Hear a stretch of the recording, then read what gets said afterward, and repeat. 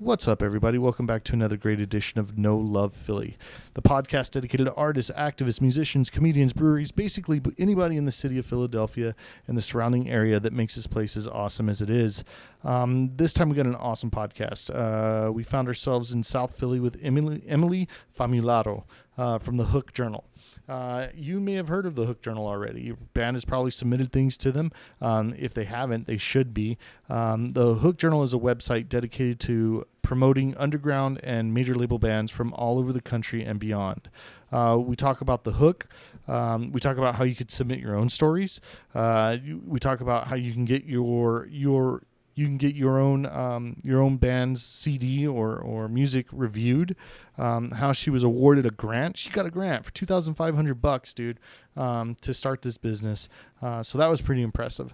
We talked about throwing shows. She throws shows all the time. And some of the things the Hook and No Love Philly are going to start doing together, which I'm really stoked about. I think that this is something that's absolutely doable. I think that we both have something to offer, and I look forward to working with her. I have a few things that I have in mind that I'm hoping to get completed. And shout out to Andy for setting this all up, man. Andy Schleppman from Yenar, man. He's the one that set all this up. And sorry, my dogs are doing something funny. I had to look around. What are you doing? From Yenar, man, he set this all up, and super appreciative.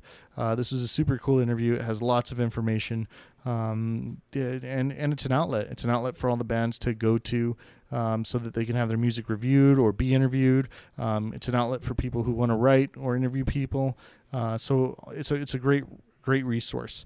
I think I may have a pretty dope hip hop artist coming on soon. So be on the lookout for that now. This show list is sponsored by the Hook Journal, thehookjournal.com, a great source for news on anything that is happening in the scene.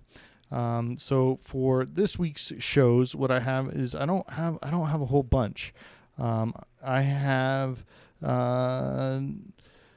everything seemed to be tonight when I'm running it, but this Saturday you have an emo and punk sing along at 8 p.m. at the Barbary.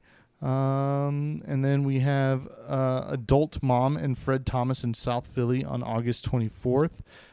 This Friday, you have the first installment of Drunk Ed, FKA Drunk TED Talks, but no longer called that for fun legal reasons. Come get drunk and learn about unhealthy relationships with talks by Maria Sherman, Aaron Brown, Sophie Ziss, and Sadi Dupius. I have no idea how to say that. I'm just butchering names today. Sorry about that.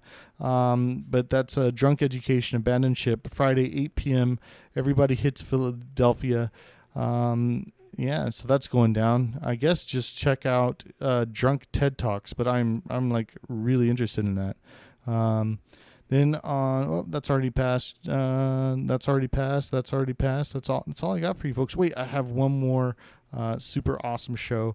This goes out to Maddie. Happy birthday, Maddie.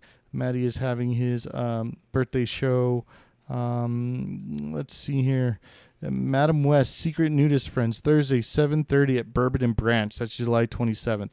That's going to be an awesome show. Maddie's such a good dude, man. He really helps a lot of people out. You guys have heard him on the podcast before, and he throws awesome shows. He helps a lot of people, and he's an awesome dude. So make sure to go to his dope-ass party going on July 27th, Thursday, July 27th at Bourbon and Branch. Tickets available at Ticketfly. That's going to have Madam West, Secret Nudist Friends, Past Life, and Talk Louder. And it's going to be awesome, man. Tickets are only $7. You spend more than that on beer. All right, man. That was that show list was presented to you by thehookjournal.com. And with no further ado, we're going to go ahead and begin our chat with Emily. Thank you all so much. Talk to you later. All right. I think we are live. All right. Go for it. So do a quick mic check. Checking the mic. All right, that works. All right, so I'm here with Emily. Emily, I don't know your last name. Famularo. Okay, Famularo. All right.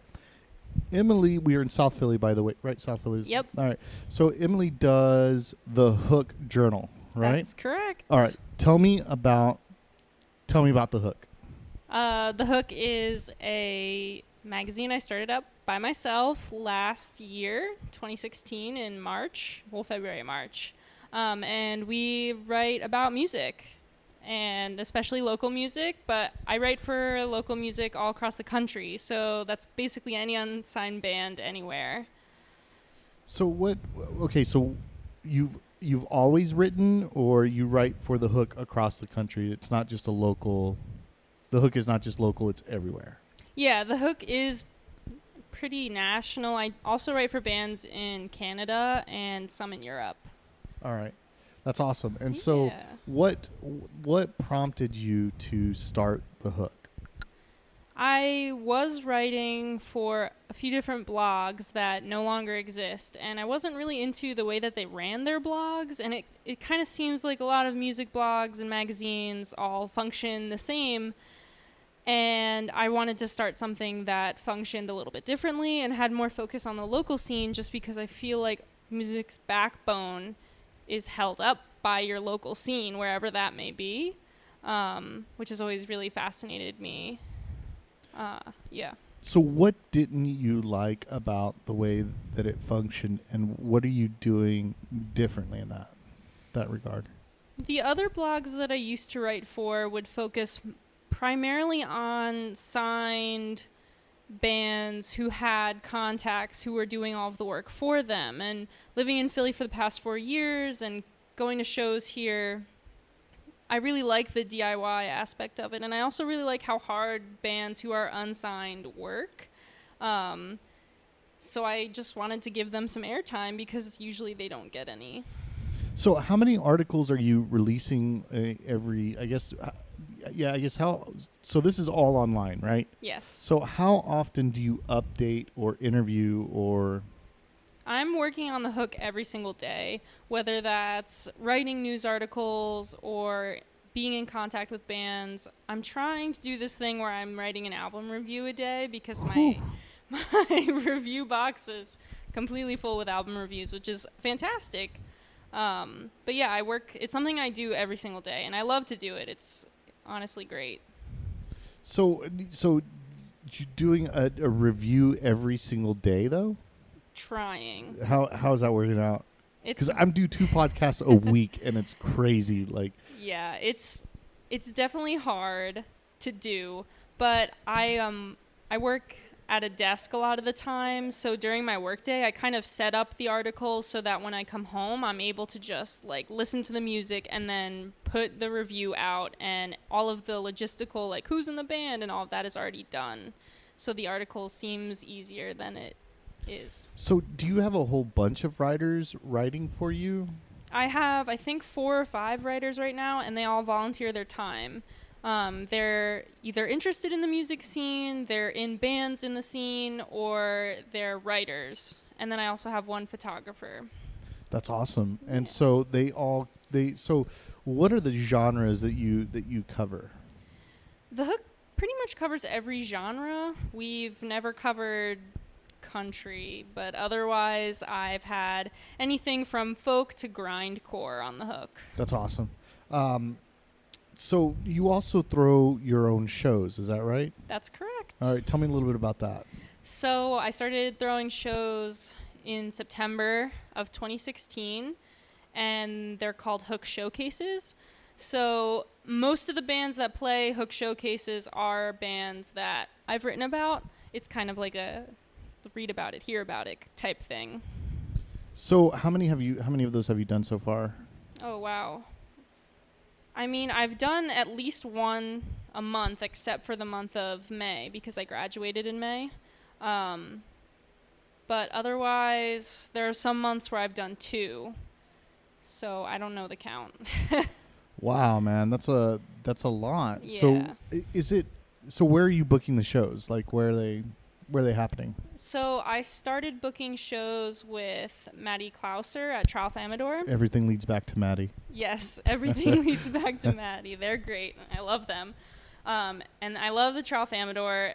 I also book at the Pharmacy, which is right around here. And then I've booked shows at Connie's Rick Rack. I booked shows at Coda when I was interning there. And I've also booked shows at the Meat Locker. And I've had a show in New York City, in Brooklyn. So you set up your own show in Brooklyn? Yes. I want to know how the hell that went. Um, How did you do that? How did you set that up? Being from yeah, Philly, and it was hard. Definitely throwing shows in different places can be difficult, but I know a band called the Big Drops who are actually getting kind of big. And they helped me book that show. At the time, I was managing a band called Way No Way, and it was a free show in an art gallery. So like, it's not one of my best shows, but it was still definitely cool. so what was attendance like? How did you even promote in New York? Like, what did you do? Mostly, I was promoting for the band that I was managing, um, and the Big Drops helped. I've done a lot of writing for them, so they did a lot of promoting on my behalf. Basically, it's an art gallery, so people were there for an opening, and so they just played to random people who like walked past them, which was an experience, I'm sure. And so the Big Drops, what are they? What type of music is that? Oh wow, they're like 50s bop, indie, folky. All right, They're a lot of fun. If you haven't heard of them, you should look them up. all right. So setting up shows here in Philly. I mean, I would imagine working with Maddie is easy, right? But when working with some of the other venues, how was that, and how did you work that out, or what were I guess sort of like. Definitely. I mean, the good thing about the Hook is it carries its own reputation, which is nice. So a lot of the venues around here have heard of the Hook some way or another, just because I'm big in Philadelphia. But I always, when I approach venues or different houses where I would like to throw a show, I always just want to show my best and that I'm a hard worker and that I can bring people to a show. The pharmacy, I do really well there. I pull at least 20 heads on any given night, just with the Hook name, plus anything that bands throw. And at Coda, I did okay, but it was a Monday night, so that was kind of rough. And Connie's was a Thursday, the weekend before 4th of July, or after 4th of July. Okay. So that one was also a little rough. All right. But I feel like the more that I have these shows booked in like different settings, the more the Hook's getting its name out and people know it's going to be a good show. That's awesome. That's Yeah. awesome. So one of the things that I'm so impressed by, right, is that you say you started in February of last year, right? February, Yes, March, right? Yeah. But since then, you amassed you already have like 1,000 likes on Facebook or whatever. Yep. How the hell did you make that happen? Because I'm posting like everywhere, like I'm doing like everything that I can. How did you make that happen? Yeah, I mean, the Hook blowing up was kind of crazy to me also, and I'm not really sure what I'm doing. I just go to shows and say hi to people and say, this is the Hook. Like, you can look it up on your phone. That's what makes it great about being online. I also just do a lot of self-promotion. So on my own Facebook, I'll post anything that is good that happens with the Hook, which a lot of people like, and I get a lot of likes when people see that the Hook is doing well. I did receive a lot of likes this past March or April when the Hook won a grant. You won a grant? Yes. Okay, we'll go back to that. But go ahead. Yeah. So I think people just like to see success, and something that's also DIY and locally driven being successful is cool. So tell me about this grant that you won. I want to know about that. Yeah, so I went to the University of the Arts and I applied for the Corso Learning Center Entrepreneur Grant, and it's $2,500 towards whatever your goal is for your business.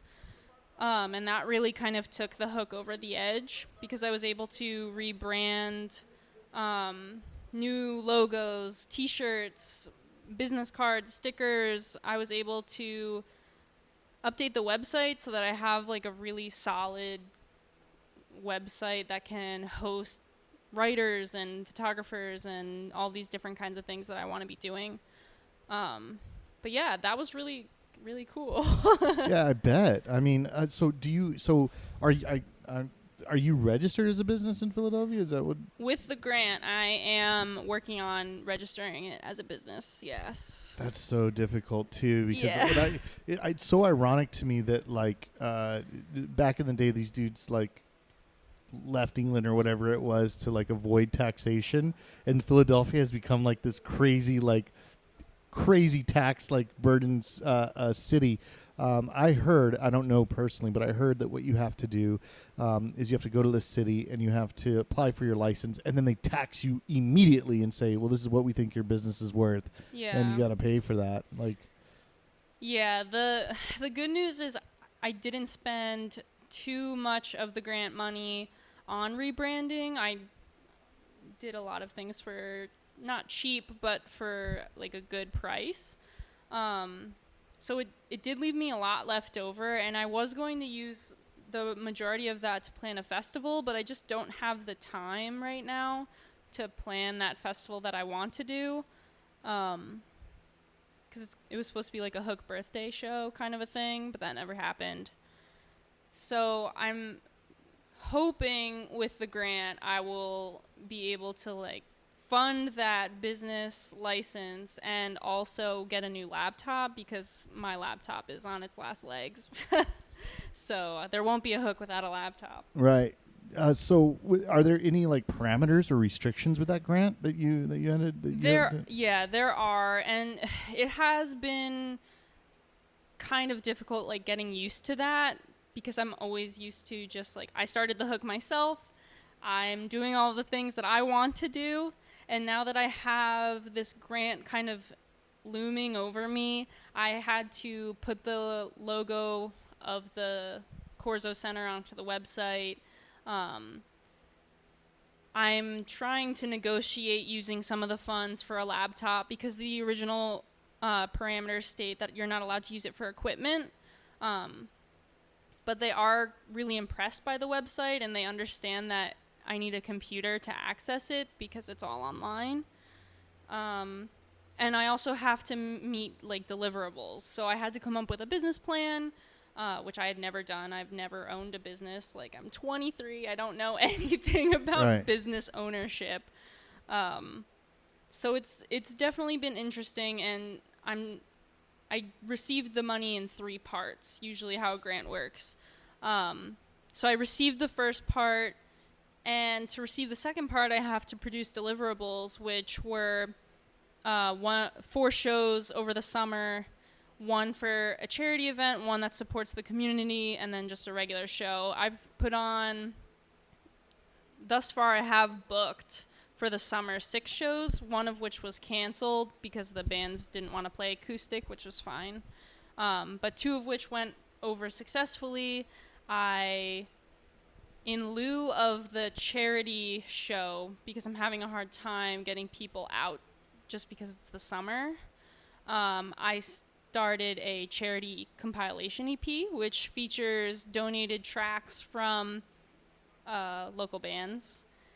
That is really cool, and I've already raised like $50 for my first one. Congratulations. Which is great. I love that. Yeah. So those are all, I don't know, trying to remember them all is crazy, and trying to be like, okay, I've done this, what's next? And them always being like, you still have to do this. I'm like, okay. Right. Wow, that's amazing though that you've been able to accomplish all that in such a short period of time. And thank right? you. Yeah. So part of those. So you've already created your business plan and submitted that. Yes. That was part of the first round. Yep, a business plan. Was it hard to do? Was it hard to put together? I mean, yeah, because I honestly, up until I won the grant, was not really thinking of like what the future was for the Hook. I just did it because I love to do it. And now, thinking of making it a business, I have to like constantly plan for its future as if it's like a child or something. It was hard coming up with a business plan, and a lot of the Hook's business plans were tying up loose ends that I couldn't get done because I didn't have the funds for it.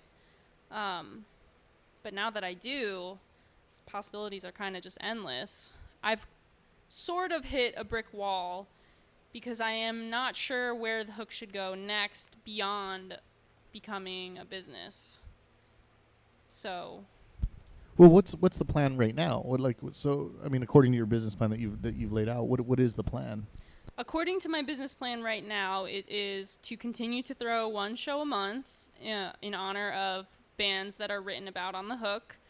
Um, become a registered business, continue to be able to support the sale of merchandise, t-shirts right now, but I'm hoping to get more.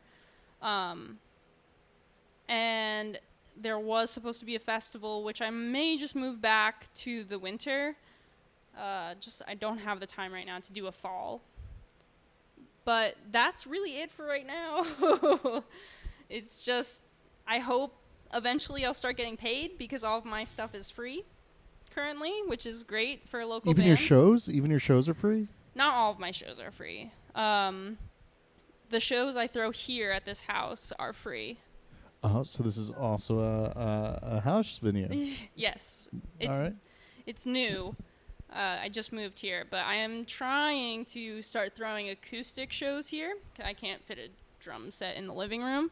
What about the basement? What's up with the basement? The basement is too short. Okay. So the ceiling is very low. All right. So unless everyone went down there and sat and played. Okay. All right, got you. But I had my first show here, and that went really well. I had 10 people come and hang, which was pretty good for a brand new venue. And I think 3 of the 4 acts were not from Philadelphia. Wow. So that was cool. What's a successful show to you? So what do you consider to be a successful show? I mean, you said right now 10 people, right? And what is your idea? What's your idea of a successful show? My most successful show was at Tralfamador, and I brought out 80 people to the show.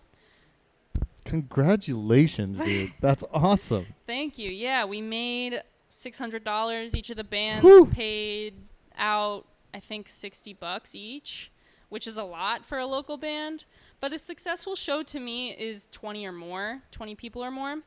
As long as I get to pay the bands, I'm fine. Most of the time I don't ever make money on shows, which is, I don't mind. But as long as I get to pay out to the bands who are actually, making it happen, I'm fine with that. So, how many bands did you have performing there? The night... The Tralfamador show. We had 4 bands that night. Wow. Yep. Yeah, and that was 2 New Jersey bands, 2 Philly bands, because I'm from New Jersey, so... What part of Jersey are you from? Tom's River. I have no idea where that's at. Have you ever seen the show Jersey Shore? Yes. That's where I'm from.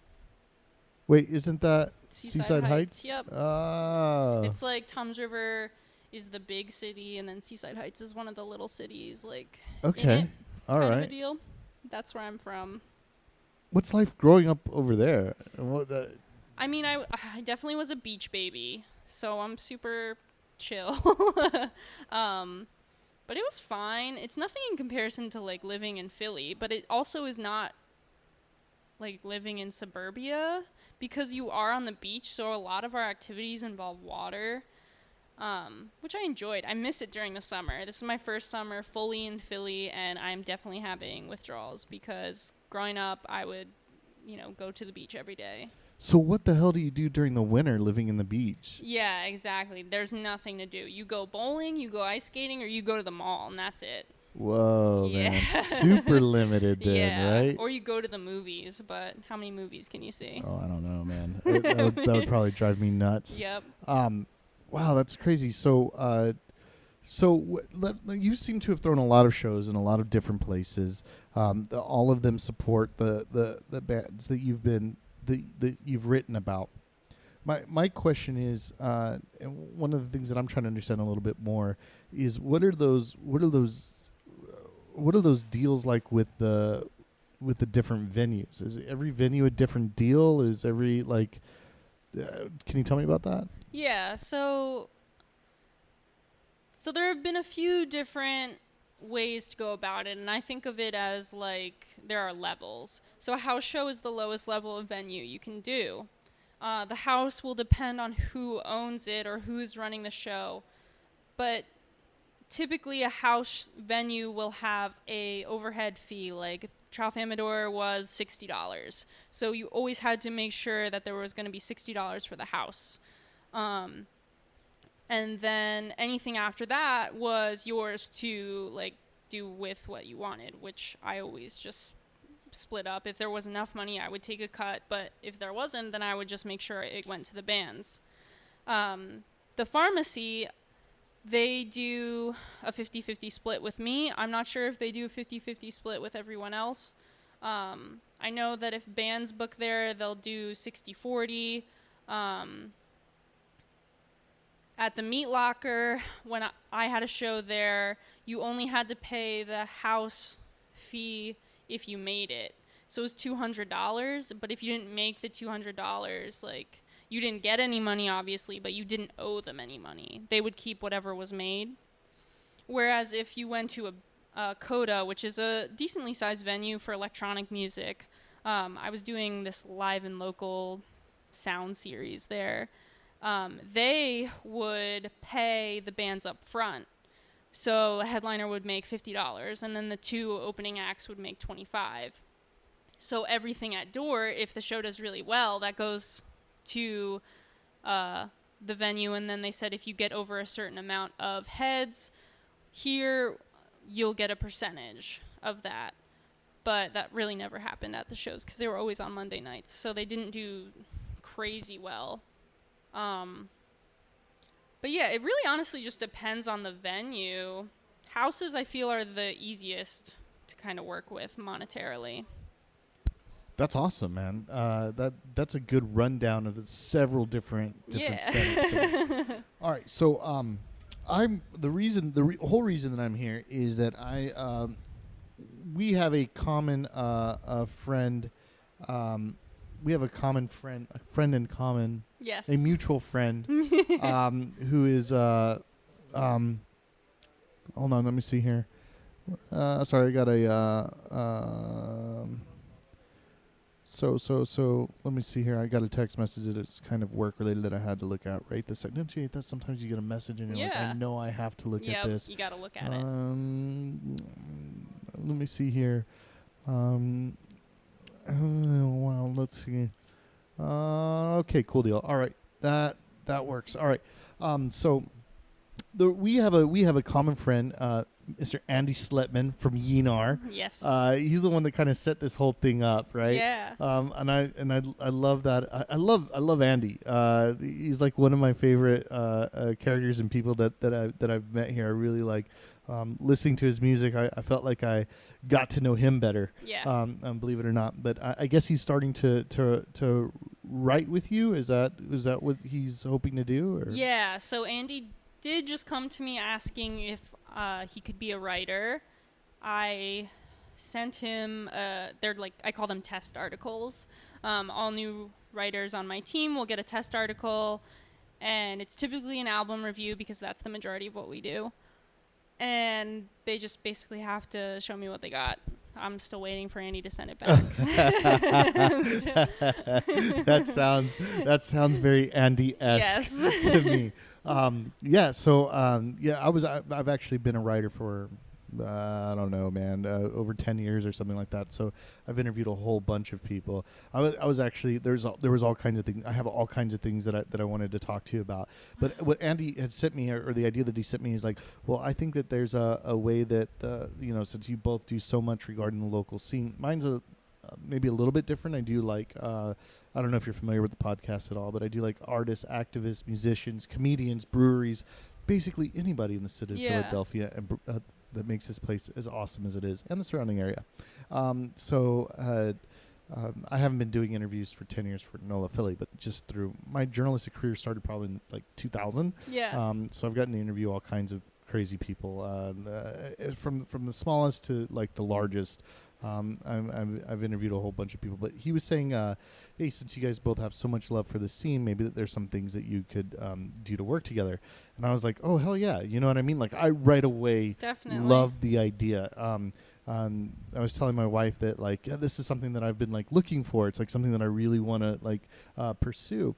And so even before I came here, I came up with like a list. Like this is all the ways that like I could that we could do something. And so one of the first things that came to mind that Andy brought up was cross promotion, right? Like, all right, and that's awesome. Definitely. Social media, like, oh, check this out. Okay, that's awesome. Which is something that's so super easy to do. Check out this interview on the. But I was thinking on my end, what I could definitely do is what I noticed is that what's weird is that I get a lot more downloads than I do friends on Facebook. It's so weird to me. I really don't understand that part, but it's something I'm learning. But what I could do is, like, when you're having these monthly showcases or whatever, is pre-promote every episode. Hey, this show's going on. This is what's happening. This is what's going on. So that was, I don't know if that's something that you would be interested in doing. Definitely. I mean, all the promotions I could get would be fantastic, and likewise, because we have a featured section which features bands, but could for sure feature what you're doing and show off that this is like an outlet that they can use, a resource that they can use, because it seems like what bands really want is just a resource to build their portfolio, from what I found. Right. And so another thing that I want to do, well, I'm trying to be like, I'm trying to get it going. I don't think that bands know it exists unless, like, I post in forums, which, believe it or not, that tends to be a lot of work when you're constantly posting in every single one of these groups. You know what I mean? And then trying to get the data from those groups, like, all right, show announcements. All right, so now I got to go through every single one of those, copy and paste, you know what I mean, and get it all down. And it's a lot, you know what I mean? So it's kind of like, well, just send me your show and I'll do it. But what I thought about doing is that I'll get a list of shows. Now I really just kind of pick them, like, oh, okay, look, I found this, that, and the other. But show announcements, and then saying, like, oh, sponsored by The Hook, you know what I mean? And it's probably going to be somebody that you covered. And so I think that would be a good one. But another thing that I was thinking about is that I'm very, like, multimedia. I like to do, like, a lot of, like, obviously I write, I've written in the past. I do the podcast, but I love doing, like, different videos. I don't know if you've seen any of them, but I love doing that part. I love getting to, like, interview somebody and getting excerpts of that on video and then posting it up and then saying, check out the full interview. So that works. But I thought about maybe if it's somebody that you interviewed, I could interview again differently and do some video and put together a small. I try to keep them now. I'm trying to keep them under, like, a minute. Just so that you can put them on Facebook and Instagram. But that's then such a good idea. Being able to, like, put, like, of course, the No Love Philly logo, but then the Hook logo as well. Something that I was thinking of. If you like any of these ideas, that's a good one. I'm digging them. So I was thinking that. The other thing I wanted to know. So you let Andy write. I noticed that there were two things that I didn't see a lot of on here, and I really, really, really want to cover them. One, I want to cover the metal scene so bad. Definitely, like, if you would allow me to, like, write stories about metal that's going on here. Oh, of course. I want to do that. But the second one is hip hop. I am obsessed. I am obsessed with the hip hop scene here. The Hook's interesting because all of my writers are genre-based, which means that we don't give any bad reviews, because I just have the belief that, like, who am I to give a bad review, especially when I could just be objective. Right. Bands respond better to objective kind of criticism and feedback rather than, like, you suck, like, don't put this out, don't listen to this. So my writers are genre-based, and we are definitely lacking in metal and hip-hop and electronic music, I would say. I would do that too. But here's the other thing about it is that, like, I'm not a huge fan of reviews. I like Q&As. So I don't know if that'd be something that you would be open to. No, definitely. I mean, I loved your 5 stupid questions, by the way. Yes, that shit had me rolling. That was Gene Meyer. He's actually a local comedian. He used to write for The Hook, but doesn't anymore. And he was just doing those. Yeah, they were great, and they were all grind or death metal. Okay, cool. Yeah. So that was a great idea, and I'm always open for that. Yeah. Dude, I want to meet this guy. Yeah. Like, 'cause I was He I also was plays in busting a on those. grindcore band called Bandit. Oh, great! And I'm looking for that. I'm looking for the filthy metal. I love it. Yeah, Like I definitely. absorb that. But yeah. So that was another idea. I forget some of the other ones. But if you're open to that, then that's something that I totally want to do.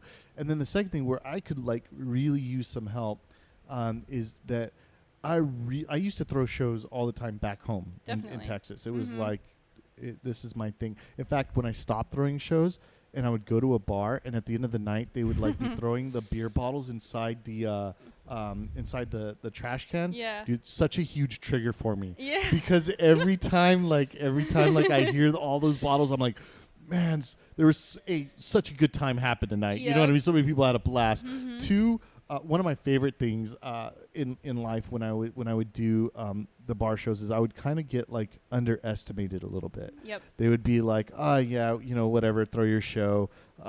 It's they're not really counting on much. But then at the end of the night, when you go to the bar and you'd be like, hey, let me get a beer, right? They'd be Yep. like, I'm all out. Well, what do you mean you're all out? You said you didn't do that well. What do you mean you're all out? Well, I just didn't order enough. Like, yeah, right. Yeah. I would believe that if it happened once. Yep. But if it happens 2-3 times, come on, man. Like, you Yeah. did well. Why don't you just admit that you did well? Yeah, You know exactly. what I mean? So then you hear all these like beer bottles and stuff like that. So when I kind of after I stopped doing like the TV stuff, the public access stuff, Mhm. I quit throwing shows and I just strictly went into writing. But every time after that, whenever I was out with my wife or something, Yeah. and I'd hear those bottles, I'd be like, oh, I love that sound. Or when I went into bouncing, I was a bouncer for a while. At the end of the night, hearing that, it would always be like, oh man, that just Yeah. triggers like some of the best memories of my life. You know? Definitely. But so one of the things that I would love to do I love this. So this is like one of my favorite parts of doing the podcast and like Yeah. going on location instead of a studio. Yeah. Is that you always get crazy outside sounds Yep. or whatever's happening. It's like one of my favorite things. But what I've been wanting to do, what I really look forward to being able to do, is throwing shows for No Love Philly. I really just want to raise enough money to get a banner and some stickers. Like if I had that, Definitely, that yeah. would be like life Mhm. for me. So Stickers are the way to go. dude, they are, but they're like I haven't found anybody here locally that can do them. Yeah. I mean, there are a few people who I know that will do like buttons, stickers, those kind of print type stuff, but I just went online to have the stickers made because it was cheaper. But I'm afraid to give it to them, and then I'm technology challenged, so like I'm afraid that I'm going to give it to them one way and they're going to do it this way and be like, Yeah. sorry, that's what you sent in. And The so like, sticker people that I worked with were great, and even the people that I worked with to make the shirts, they sent me 2 copies of like test copies saying like, this is what the image will look like. Is this okay? right. And that was great. I'll grab you a sticker later once we're finished. I'm going to put it in my man cave. Yeah. I'm going to go for it though. Definitely. And that worked out fine. They turned out fine. Was it expensive? The shirts were expensive, but I just feel like that's shirts. Yeah. My stickers and business cards, however, were relatively cheap. All right. I got 500 stickers for $10. Get out of here. Are they Yeah. one color? No. They're my logo. How big are the stickers? They are tiny stickers. Okay. They're like little squares. No, dude, that's not tiny. That's the size that I want. Like little, like that big. Okay. Yeah. Probably twice the size of that. Yeah. But still. But still, you can choose your size, and the site that I went on for the stickers has all of these other things like car decals and Okay. mugs and Right. So I thought I was being suave. I was gonna say, like, oh, dude, I'm just gonna learn how to screen print and do it myself. And so like I Yeah. bought all these like mason jars, and I was like, I'm gonna like Gonna print them on it. screen Like, print them it onto didn't the work. mason jars. yeah, it didn't work. My wife still, she was teasing me like, yeah, Shane, you're gonna build a screen printer. I believe it. I have the wood. I'm gonna Yeah. do it. And it never happened. I should still do it just out of spite. Yeah, but- right. It doesn't work, but it's there. Right, It's exactly there. right. Yeah. But yeah, so like help. I don't know. I don't know if it's like I'm afraid to like take that step to be like. I do know this. I would love to have a 50th episode show. Definitely. But another thing that I want to incorporate in that is going to be every now and again, what I'll do is when I interview a guest, I'll ask, like, maybe you have one, but I'll do crazy ass Philly stories. Mm-hmm. Call it caps. So it's crazy ass. Do you have a crazy ass Philly story? I don't know. You can think about it. Yeah, for I'll a have to minute. think about it. But what I'd love to do eventually is to have bands, but in the middle of the bands playing, have people come up and tell their own crazy ass Philly story. Like, this is what happened. So like something to kind of kill that time in between. You know what I mean? The band setting up, but those are goals. And my goal is 50th, but I'm on like. I think you're going to be episode 30, so wow. like it's coming closer and closer. Yeah, you know? it is. And so I got to figure something out. I mean, I could definitely help in that aspect, and if I can help, then I know people who can help. But it's easier than you think it is to kind of start putting shows together. And literally, if you wanted me to help with social media and getting your stuff out there, I know so many people who want to be interviewed and want to be like a part of something like this. So I could post one post in the DIY Philly page and I post there all the time. Yeah. I do. And be like, the Hook sponsors this. Like, you should do this. Right like, on. people would go for it. I appreciate that. Yeah, that would be awesome. Yeah, it just amazes me. So I always get sad. like when I post things up and it's like, how did that only get one like? Like, you know what I mean? Like, it's weird to me. I don't understand. Yeah. I guess it's too cool to like it or something. I don't know. The groups are weird. Definitely. It also has a lot to do with when you're posting, what time you're posting. First thing in the morning, like yeah, that's clockwork. too early. You're just going in too early. You think so? Yeah. All right. What do you suggest? Optimal posting time, according to statistics, which I'm sure you could look up on anywhere, are noon, 2 p.m., and 6 p.m. Really? It's like 11:30 noonish, yeah. See, I try to do it first thing in the morning because I figure everyone's waking up, grabbing their phone. Nope. Most people my age and younger or a little bit older than me aren't waking up until noon or later. Nice. And when they look at their phone, they're not really looking at it. Right. They're just like, okay, what things pertain to me do I care about? Right. So I have The Hook, doesn't post any articles before 11 a.m. and doesn't post any articles after 6:30 p.m. Wow. Yeah. That's a smart move. Yes. I love that. I'm holding on to that nugget of knowledge right there. Yeah. That's really good to know. And different. If you can just Google it. If you look up the different search engines or social media, Facebook, Instagram, Twitter, the three higher powers. Right. They each also have different times in which it's optimal to post. I did see something like that. Okay. Yeah. Twitter, I like Twitter out of all social media because you don't have to hashtag something for it to show up. You can just search a name and everything with that name will pop up. Oh, okay. So Twitter does well regardless of the time, as long as it's within those time brackets. I hear that Twitter's kind of like going out a little bit. Like, it's, I don't know.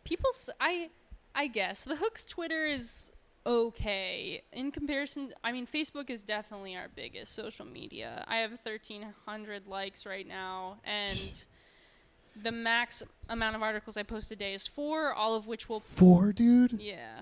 Holy, what am I doing with my life? What are you for? Remember, I have other writers, so I'm not the only one, and I schedule posts way far in advance. Okay. So I have at least one article a day, maximum 4. Wow. All right. Yeah. That's amazing. And so I did a little bit of fumbling around with your site. Is everything archived there? Like, Yeah. you use Squarespace, right? So you do it all yourself? Yep. So how does that so I was looking at Squarespace. It seems like but $20 a month I just feel like God, it's another thing I have to pay for. Definitely. I do a yearly, which I have the business plan, which is the most expensive one you can have, unfortunately. But at one point, I did have at least 10 writers, and I needed them all to be able to get onto the site. I'm the owner and editor, so some of my writers have access to the website and some don't. That depends on their probationary period, just because I don't want to give everyone access to my website. Right. But the business plan was the only one that allowed for that option of people to be able to go in and see the website as I saw it and post their own stuff up for review so that I could then edit it. Because up until that point, they were sending me articles via email back. And then I had to copy and paste that, format it, put the pictures in, put the social media in, tags, everything. And that was just a pain. So here's the thing. When I used to submit stories to my editor, the magazine that I used to work for, we had to put all that stuff in there. Yeah. You know what I mean? That wasn't you No. attach the photo, you if you want you have to put it was at the end of the segment it was who, what, when, where. Yep. And it was kind of who, the band, what, the show going on this date, where it's happening here, and then at the end a link to the band. Definitely. So it was just something it was protocol. Yep. It wasn't a you didn't give that to your editor that way. Exactly. And but volunteers, right? Yeah. They are volunteers. I try and get them into as many shows as I can for free. I try to make sure I'm getting them all shirts. I appreciate them endlessly. I could not run the site without them. And some of them have access to the site and some don't. And it's good the ones that do, because I've taught them how to format. They post everything. Squarespace is pretty easy once you get to know it. It's not as user-friendly as WordPress, but I prefer it over WordPress because it looks better. I was going to say, I think I went to Squarespace and did the free account, was trying to mess around with it. I was like, this sucks. I'm not. Yeah, it definitely does take some getting used to. I used to code back when I was a lot younger. So it's not that difficult, but if you're looking for a more user-friendly and you're kind of just trying to keep a blog where you can keep the posts, and it does all the same functions as Squarespace, but just easier, I would definitely do WordSpace. Wait. WordPress, yeah. Squarespace and WordPress, there we right, go, yeah. WordPress. I just didn't prefer it for my personal website, but I used to write on WordPress on the other blogs that I did, and it was easy to use. And it also did the same thing where it would post to social media for you. You could link any social media accounts you'd like. And then it would show you stats and all of that. My Squarespace, I pay, I think a year it's $200. But it's an expensive hobby, my friend. It starts getting right. You're like, dude. The good thing about the Hook is now it is starting to generate its own income. How? How does that? How is it? How are you doing that? Thanks to the grant. You have to put money in to get money out. And thanks to the grant, I now have merch, which sustains itself. So people will buy a shirt, I can buy a shirt, and then sell that shirt, and then buy another shirt, which is great. I am also starting to do press kits for bands, which I do charge for. Good. Yeah. Good for you. And some bands do pay for album reviews, which is great. All other stuff I do for free. Show reviews, if I go to a show to review, I always get in for free, and so does my photographer. Right on. And I won't do a show unless I get in for free. Right. So that's how it pays itself, but you definitely have to put some money in to get some money out. Yeah, I think one of the most challenging parts of doing anything like this, whether it's a podcast or a website, is figuring out how to doing your business plan, but figuring out how to make it equitable. Yep. You know what I mean? Because there's a lot of time that goes into doing this. Even with my podcast, I swear I'll be it's only going to take me 10 minutes to upload this. I swear it will, but it doesn't. It takes a half hour. Yep. And then you upload it, but then guess what? Okay, you've uploaded it there. Yeah. But now, okay, and yeah, you've uploaded it to Facebook, but now you've got to go and put in all the ats.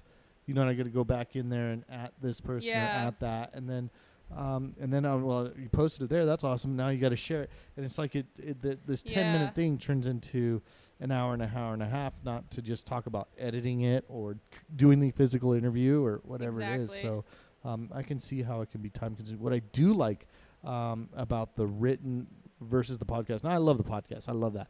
But what I like about the written part is that it's something you can do by phone. Yep. You know what I mean? And so like you can interview somebody, knock it out. Right, exactly. Well, I used to hate email interviews, but I do have an awesome email interview story. I think I already said this on air, but I'll say it again. So okay, I've interviewed Yellow Wolf by email. I've interviewed Gabriel Iglesias, which is a comedian. Yeah. I've interviewed him by email. But I got sick of it, man. I got sick of these. Not only let's do an interview by email, but the publicist would be like, send me the questions first. I'd be like, fuck you. I don't even know you fuck. I'm not doing no. Yeah. But I would get irritated. All right. Well, yes, it came from. I just told this story with Darlington. But anyway, so I got tired of like these. There's a difference between being on the phone and like and being in person than with email, and that's because you can ask. You can also ask a follow-up question or something like that. So what I did is it was this band called Deer Tick. I don't know if you're familiar with them at all. No. Okay. So they also have this side thing called Nirvana, but they don't do that anymore. It was a Nirvana cover band, but anyway, they were awesome. I'll give you that. But they were like, oh, just do it by email, and I was just frustrated at this point with these email requests in interviews, like just sick of it. So I said, all right, man, fine. You want an email interview? All let's right, email. Let's email. Like, all right. So then I started asking, like, instead of asking the normal mundane questions, this one was kind of like an FU. Like, so I went through and looked at some stuff, and I was like, oh yeah. So I saw on an interview here that you said this song was about a breakup and this and that. I was like, I don't care about any of that. Tell me about all the hot chicks you're hooking up with on tour. And then like. I'd be like, oh, you guys said that you drank a lot during this album, but really, music this good only comes if you're doing a lot of drugs. Tell me your best drug story. Yeah. Well, so I was like, there's no way, dude. They're gonna be like, screw that, we're not doing it. So I sent it in, dude. They sent back a freaking novel, and then the publicist was like, best interview ever, and I was like, awesome. So like, I kind of started doing that a little bit more, but to a degree, I don't care for email Q&As, but I see how you say it can be done. Yeah, it is. It is just easier because I am personally doing so much, and a lot of the requests coming through are for me personally. I just don't have the time to sit down and have a phone call with someone a lot of the time. So email is best for me, but I have talked to a lot of bands in person and over email and on the phone, and honestly, they just like it if you talk to them like they're normal people, and they don't often want to talk about that new EP that just came out. Sick of that. Yeah, absolutely. Well, obviously, how do people get a hold of you if they want to do it? If a writer wants to be to write for you, if a band wants to be reviewed by you, how do people get a hold of you? Sure. So the easiest way for bands or artists to contact me is email, because I keep everything so neat in my email. I have tabs and all labeled, and there's a filing system that I do. It's crazy, but that's the best way for bands. The email is on all of my social media, and yet people still don't email me. Do you have a mailing list? I don't. That's part of my business plan. Okay, all right. And getting a subscription button. Yeah, all right. Yeah. I'm sorry. Go ahead. No, so then Facebook, again, is just such a great tool for networking.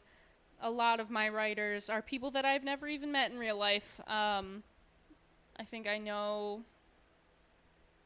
3 of my writers actually, like, have hung out with them and are friends of mine. Otherwise, people will come to me, will see the hook and message me or things like that. 9 times out of 10, writers don't stick around for long because they think it would be cool, but the actuality of being a writer for music journalism for free is not always appealing. Right. I don't expect much of my writers. I always tell them it's 2 to 4 articles a week, 2 to 4 articles a month. I'm sorry. That's easy. That's very doable. Yes, and most of those will be news articles, which are our shortest and easiest article to reproduce. It's 200 words, like minimum, and you basically just have to throw up whatever the press kit had for you. But what I really, really need help with is album reviews, because I cannot keep up with the amount of album reviews that I get requests for. And they're all different genres, which I'm thankful for the Hook, because now I'm very objective in my listening experience. And I have reviewed death metal, I have reviewed folk, I have reviewed electronic, lo-fi, anything that you can think of I have reviewed. But it's just finding people that I can count on to review that when I need to be reviewing the genres that are less represented on the site. Right. So they can just Facebook message me. Also email. Email is great. I hate emailing sometimes. Like after a point, I just want to give you my number so that we can have a more instant gratification. But maybe that's just because of me. No, I get it too. Yeah. I get it too. All right, man. So those are all the best places. Is there anything else that you want to add? Maybe something I left out or didn't touch on? Nope. I got a show this Friday. At the pharmacy. Oh, that sucks. This is going to go on. This isn't going on tomorrow. This is going to probably happen for another week, is what I'm guessing. Oh, well, my next show after that is August 4th here. Okay, that we can do. August 4th here. So do you have a name for your venue? Yeah, well, we're calling our venue the Hot House. The Hot House. All right. So you can just look that up on Facebook. Okay, the Hot House. Yeah. Excellent. And then August 3rd? 4th. August 4th. Okay. Yep, and it'll be acoustic, 3 bands. It'd be funny to get an acoustic death metal band. It really would, and I'm waiting for that to happen. All right. So August 4th at the Hot House, hosted by The Hook, sponsored by No Love Philly. And that you can check it out there. Also, this Friday, I'll make sure to make a mention of it on another podcast. But you said the show this Friday. Yep, that's at the pharmacy. At the pharmacy. All right, excellent. I need to get in touch with the pharmacy dudes. I'm so interested in interviewing a venue, so I'm going to do that. But hey, dude, thank you so much for your time, inviting me to your house, having this awesome conversation, and dude, good luck with anything that you're doing, and I'm more than happy to help with everything that you got going on. Yes, you also. All right, thank you so much. Thanks.